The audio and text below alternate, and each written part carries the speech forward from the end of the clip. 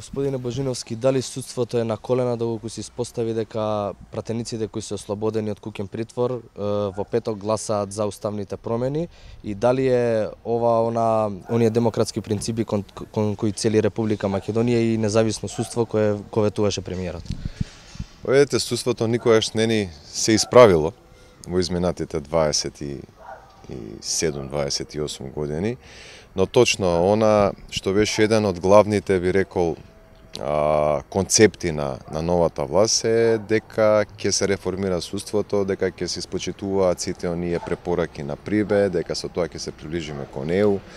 Да подсетам само првите чаптери кои што треба да се отворат во текот на преговорите 23-24 се токму околу судството и околу создавање на една, пред себе рекол, професионална судска практика и градење на доверба кон тоа истото судство. Сега не имаме случај каде што пред 2 дена јавно премиерот повикува на амнестија. Веднаш истиот ден имаме одлука на судски органи со која што се пуштаат на слобода 2 пратеника од опозицијата кои што беа во куќен притвор, ќе се решава и за третиот.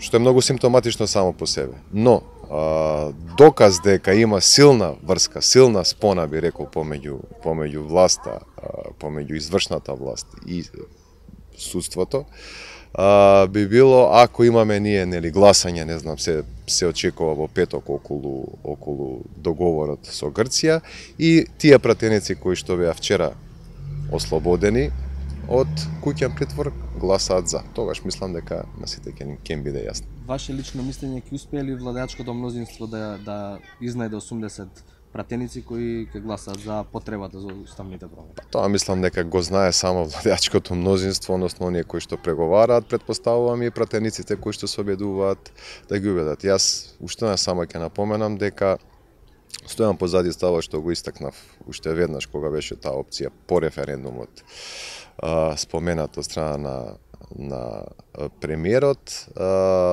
можноста за нови избори. Во моментот кога ќе се распишат, доколку се распишат нови избори, всушност тоа ќе биде и моментот кога секаква можност за спроведување на договорот помеѓу Македонија и Грција ќе биде на некој начин пропадната. Затоа што шансата за да се постигне договорот е само преку можноста да се изнеде двотретинско мнозинство. Ако тоа не се изнеде сега со овој парламент, воопшто никој не треба да очекува дека со некој друг парламент после избори ќе може истото да биде постигнато, напротив.